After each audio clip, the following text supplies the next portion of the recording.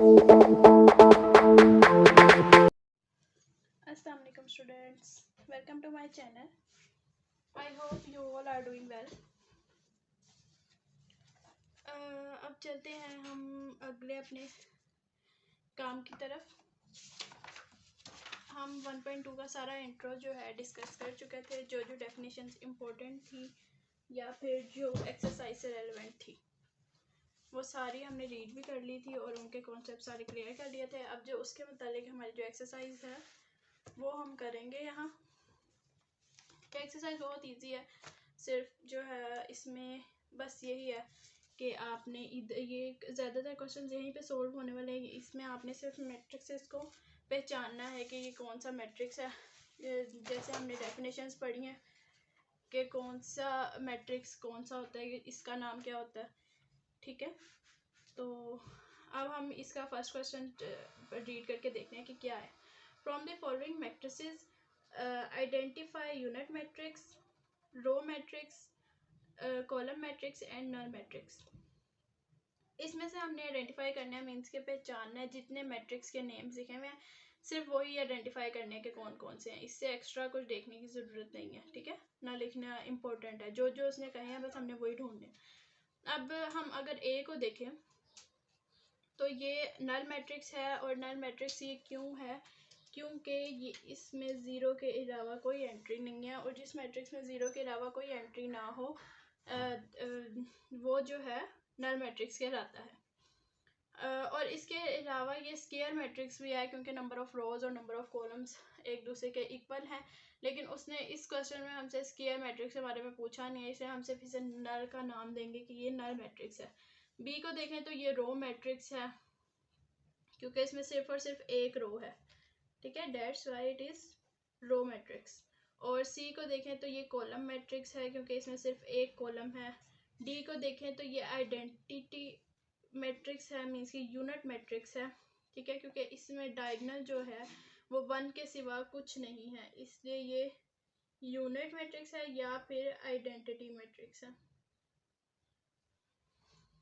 इसके बाद अगर हम ई को देखें तो ई जो है नल मैट्रिक्स है, क्योंकि इसमें सिर्फ और सिर्फ ज़ीरो है, ज़ीरो के अलावा कोई एंट्री नहीं है, इसलिए ई जो है वो नल मैट्रिक्स है। और अब हम एफ़ को देखें तो ये कॉलम मैट्रिक्स है, क्योंकि इसमें सिर्फ और सिर्फ एक कॉलम है सी की तरह, इसलिए हम इसको क्या नाम देंगे कि ये कॉलम मैट्रिक्स है। अब हम चलते हैं क्वेश्चन नंबर 2 की तरफ। इसमें भी सिर्फ आपने जो है आइडेंटिफाई करना है कि कौन कौन से मैट्रिक्स हैं। अब हम अगर फर्स्ट वाला सबसे नंबर 1 देखें क्वेश्चन, तो ये रेक्टेंगुलर मैट्रिक्स है, क्योंकि क्यों, इसकी वजह क्या है, क्योंकि number of rows number of columns के इक्वल नहीं है, that's why it is rectangular matrix. और अगर हम फिर सेकंड क्वेश्चन को देखें तो ये कॉलम मैट्रिक्स है, क्योंकि इसमें सिर्फ और सिर्फ एक कॉलम है। थर्ड जो है वो हमारे पास स्क्वायर मैट्रिक्स है, क्योंकि इसमें नंबर ऑफ़ रोज इक्वल है नंबर ऑफ़ कॉलम्स के, इसलिए ये स्क्वायर मैट्रिक्स है। नंबर 4 को देखें तो ये आइडेंटिटी या यूनिट मैट्रिक्स है, क्योंकि इसमें इसके डायगोनल में 1 के अलावा कोई और एंट्री नहीं है और नॉन डायगोनल एंट्री 0 है। 5 को देखें तो ये रेक्टेंगुलर मैट्रिक्स है, क्योंकि ये इसमें number of rows number of columns के इक्वल नहीं है। ऐसे ही सारों को आपने रिकग्नाइज करना है। 6 को देख लें तो हम ये है रो मैट्रिक्स, ठीक है। 7 को देख लें तो ये कॉलम मैट्रिक्स है, क्योंकि इसमें सिर्फ और सिर्फ एक कॉलम है। 8 को देखें तो ये स्क्वायर मैट्रिक्स है, क्योंकि इसमें number of rows number of columns के इक्वल है। और अगर 9 को देखें तो ये नल मैट्रिक्स है, और ये रेक्टेंगुलर मैट्रिक्स भी हो सकता है, क्योंकि इसमें number of rows number of columns के इक्वल नहीं है, ठीक है। इस तरह हमारा क्वेश्चन नंबर 2 भी हो जाता है। ये दो क्वेश्चन जो है ये बिल्कुल डेफिनेशन बेस्ड थे, इन्हीं क्वेश्चंस की वजह से मैंने आपको वो सारी डेफिनेशन डिटेल में समझाई थी, ताकि आप ऐसा कोई भी क्वेश्चन देखते ही उसको आइडेंटिफाई कर लें आराम से। ये शॉर्ट में नहीं आते, ये ज़्यादातर एमसीक्यूज में ही आते हैं, शॉर्ट में इतने नहीं पाए गए अभी तक। थर्ड भी देखें तो थर्ड में भी आइडेंटिफाई करना है। अगर हम ए को देखें तो ए है इसमें से स्केलर मैट्रिक्स, क्योंकि इसके डायगोनल सेम है और नॉन डायगोनल एंट्री 0 है, इसलिए ये स्केलर मैट्रिक्स है। इसके अलावा अगर हम बी को देख लें तो बी जो है ये है डायगोनल मैट्रिक्स है, क्योंकि इसमें जो डायगोनल्स हैं वो डिफरेंट हैं और नॉन डायगोनल एंट्री 0 हैं। और अगर हम सी को देख लें तो सी आइडेंटिटी या यूनिट मैट्रिक्स है, क्योंकि इसके डायगोनल्स में 1 के अलावा कोई एंट्री नहीं है। डी को देख लें तो ये डायगोनल मैट्रिक्स है, क्योंकि इसकी एटलीस्ट 1 जो है डायगोनल एंट्री वो नॉन ज़ीरो है। और अगर ई को देख लें तो ये देखें 5 - 3 भी 2 बन जाएगा और 1 + 1 भी 2 बन जाएगा। इस तरह इसकी डायगोनल एंट्री सेम हो जाएंगी और ये स्केलर बन जाएगा। ठीक है, ये तीनों जो है आइडेंटिफाई करने वाले क्वेश्चंस थे, तो ये हमने कर लिए हैं और ये बहुत इजी हैं। अगर आपने डेफिनेशंस क्लियर की हों या आपके डेफिनेशंस के लिए कॉन्सेप्ट्स क्लियर हों तो फिर ये बहुत ज़्यादा इजी है। अगर हम क्वेश्चन नंबर 4 देखें तो फाइंड नेगेटिव ऑफ मैट्रिसेस, इस ये भी हमने पढ़ा था जिसमें नेगेटिव, जिसमें सिर्फ आपने साइन चेंज करने होते हैं। ठीक है, अब जैसे ए है, इसको मैं आपको एक को या दो को सोल्व करके दिखा देती हूँ। ये सारे तकरीबन ऐसे ही हैं, 1 0 -1। ठीक है, तो अगर हम नेगेटिव ए निकालेंगे तो ये हो जाएगा, इसके सिर्फ साइन चेंज हो जाएंगे, -1 0 के साथ माइनस हो या प्लस कोई फर्क नहीं पड़ता, और ये -1 + 1 हो जाएगा। ठीक है, इसी तरह अगर हम बी को देखें तो बी में प्लस का 3 माइनस का 3 हो जाएगा और प्लस का 2 माइनस का 2 हो जाएगा। ये माइनस का था तो ये प्लस का हो जाएगा और ये प्लस का है तो ये माइनस का हो जाएगा। ऐसे ही ये सारे सॉल्व हो जाएंगे। ठीक है, सिर्फ आपने सिर्फ और सिर्फ इसमें माइनस का इसमें फ़र्क है कि आपने इसके सिर्फ साइन चेंज करने हैं और कुछ भी नहीं करना। अब अगर हम देखें क्वेश्चन नंबर 5 को, तो find the transpose of each of the following matrices. Transpose भी मैंने आपको डेफिनेशन में ही उसको समझा दिया था, क्योंकि डेफिनेशन में ही अगर हम समझ लें तो हमें डेफिनेशन भी आसानी से समझ आ जाती है। ठीक है, इसलिए मैंने आपको ये वहीं समझा दिया था।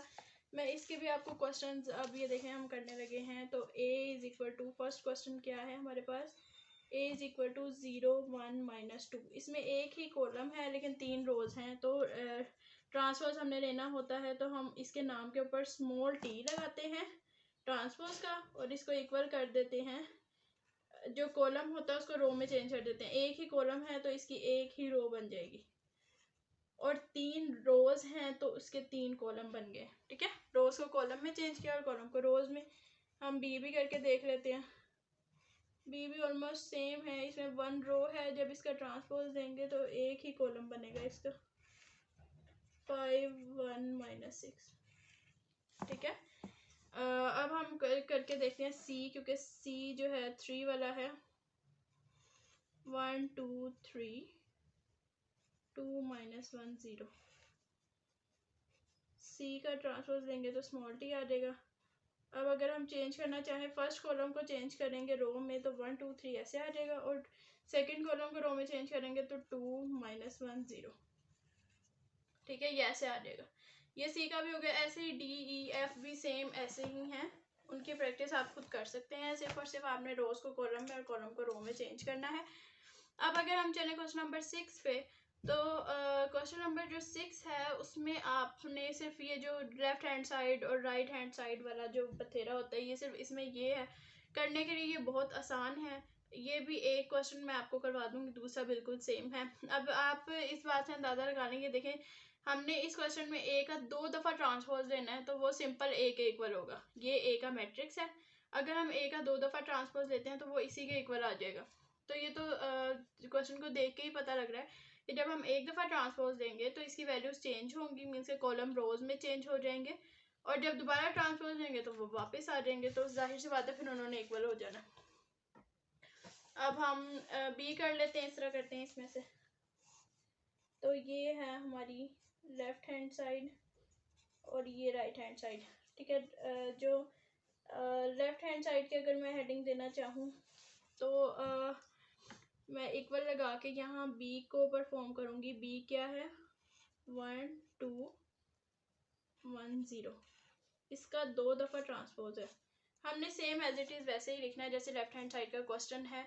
बी का मैट्रिक्स अंदर और 2 दफ़ा ट्रांसपोज। पहले हम ये वाला ट्रांसपोज ख़त्म करेंगे, अंदर वाला ब्रैकेट के अंदर जो है कर दें। एक दफ़ा ट्रांसपोज ले लिया तो अब एक ट्रांसपोज रह गया। अब एक दफ़ा दोबारा लें इसका ट्रांसपोज, क्योंकि ये वाला ट्रांसपोज भी ख़त्म करना है। ले लें 1 1 2 0। ये हमारी लेफ्ट हैंड साइड आ गई। अब हम अगर राइट हैंड साइड पर नज़र डालें तो वो सिंपल बी है, और बी हमारे पास क्या है 1 1 2 0। तो ये देखें left hand side right hand side के इक्वल आ गई है, तो hence prove left hand side is equal to right hand side. It's that simple. ये तो सबसे आसान सवाल है, ठीक है। ये आ जाता होता है शॉर्ट में, और ट्रांसपोज वाला आ जाता है, वरना इसमें से बाकी और कोई भी नहीं है जो शॉर्ट में आ सके। ज़्यादातर ये एमसीक्यूज़ में यूज़ होते हैं सारे क्वेश्चन। ये एमसीक्यूज़ बेस्ड एक्सरसाइज है, और इसकी जो डेफिनेशंस हैं वो आती हैं शॉर्ट में, और उसमें से भी एमसीक्यूज़ आते हैं, और इसमें से भी काफ़ी एमसीक्यूज़ आएंगे। क्वेश्चन नंबर 6 और 5 इन दोनों में से शॉर्ट अगर आना होगा तो इन दो में से आएगा। अगर इस एक्सरसाइज में से उन्होंने शॉर्ट लेना है तो ये दो शॉर्ट बन सकते हैं, वरना नहीं आता इसमें से, क्योंकि ये बहुत इजी है और सिंपल भी है, ठीक है। यहाँ पे हमारी एक्सरसाइज तमाम होती है। आज की एक्सरसाइज बहुत छोटी थी। अब जो नेक्स्ट एक्सरसाइज है उसका इंट्रो इतना नहीं है, इसलिए मैं वो एक्सरसाइज ही करवाऊँगी, और वो थोड़ी डिटेल में है, ठीक है। तो उसकी वीडियो के साथ मैं दोबारा हाजिर होंगी। तब तक के लिए अल्लाह हाफिज़।